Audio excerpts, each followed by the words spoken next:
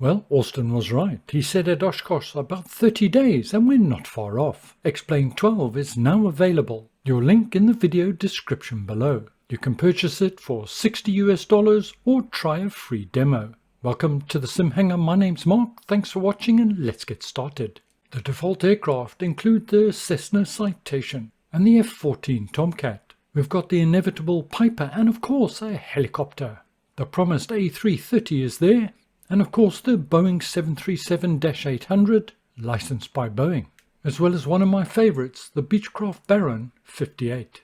We of course have a glider and a Stenson L5 to practice your STOL skills. A number of default airports, as is common in Xplane, have been enhanced, and here are the system requirements. All these details can be looked at in more detail on the Xplane website under the Support tab. Supports both NVIDIA and AMD graphic cards, of course, and on the website we can get a quick snapshot of what's been updated and some of the new features, such as 3D water, significantly improved 3D forests and vegetation. Having a look at airports, Xplane 12 features animated jetways, as well as a whole lot of default options for developers. Turning to the weather, and this is one of the areas that have received the most attention, 3D volumetric clouds, wake turbulence which extends to AI aircraft, that's exciting, inbuilt thermals to help you glider pilots out there, and improved snow, rain and ice animation. Enough of the boring details, let's have a look at the exciting stuff. A new graphical interface, very nice. I like it a lot, and there's a lot to like, but I can't really talk about Xplane unless I give it a try. So let's do that, and for my first flight, the obvious choice for me is the Cessna Skyhawk with the G1000 panels.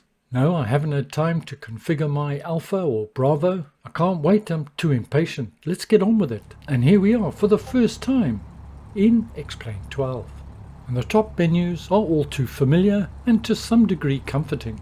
They haven't changed significantly.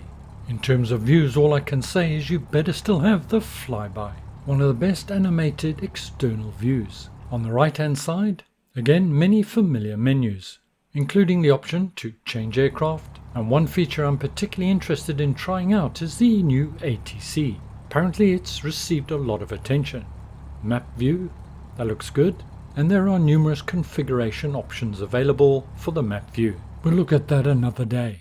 Turning to the settings menu, the one we're all most interested in is the graphic options. Fairly familiar, and I'll have an option to play with those later. This is just a quick first look to give you a feel of what's here and perhaps what isn't. The graphics look good. They're not quite as crisp as Microsoft Flight Simulator, to be honest, but I do like the detail on the texturing. Just flipping through all the different views available at the moment. Looking good and don't appear to have changed.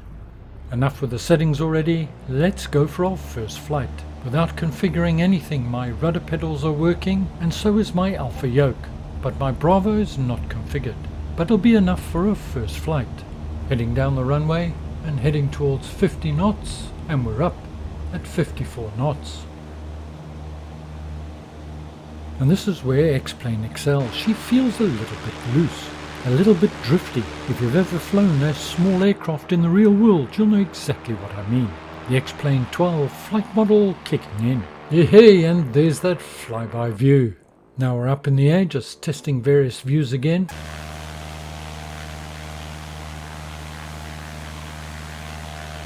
For default aircraft, the sounds are decent enough, and they do vary as you move around the aircraft.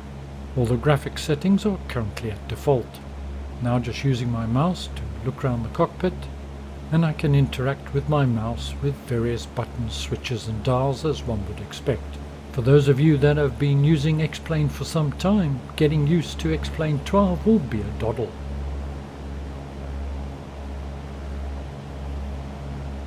Now using the left hand hat switch on the Alpha yoke to look around the cockpit, so that stayed the same. The airport graphics are adequate, but again, to be fair, Microsoft Flight Simulator excels in this area. The colors in Microsoft Flight Simulator can be oversaturated and often need adjustment. In the case of Xplane, in my personal view, they're probably undersaturated, to be fair, particularly the ground textures, but we'll have plenty of time to play with the graphic settings. Now this is where I got a real surprise, and this was totally unexpected. Yes, I've crashed. For a moment I thought I was back in DCS. Although detailed damage modelling is not shown on the aircraft airframe, it is animated. And animated very well. What do you think of that? Perhaps I'm easily pleased, but I was really excited by this. One of the real keys to Microsoft Flight Simulator's success has been the ease of multiplayer, so I'll be excited to investigate and see what options are available. And of course, to give this a try in VR. FPS performance? Well, it was just great. Well, thanks for joining me for my first look and for my first crash. Hope you found this useful and informative. Stay well, look after yourself, see you again soon, and bye for now.